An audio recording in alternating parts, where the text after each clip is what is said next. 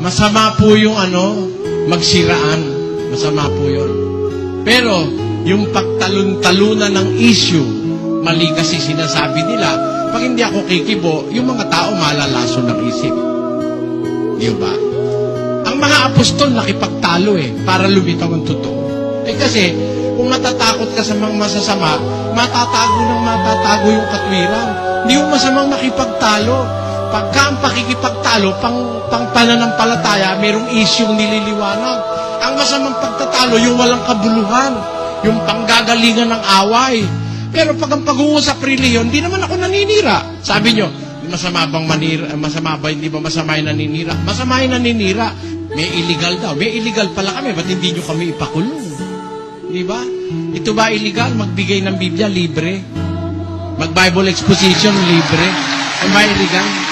Kaya po, yan ang masama paninira. Pero pag i-expose mo yung aral na mali, pupunahin mo yung aral na, kagaya nun, sabi ng saksi ni Jehovah, may paraiso raw sa lupa, ibabalik daw dito sa lupa ang paraiso. Saan mo nabasa yun? Ni sa tiktik at saka sa liwayway, wala yun Paano mo sasabihin dito sa lupa ay may paraiso? Kaya po hindi ako nang-a-attack, sinasabi ko lang totoo. Wala pong masama ron sa totoo.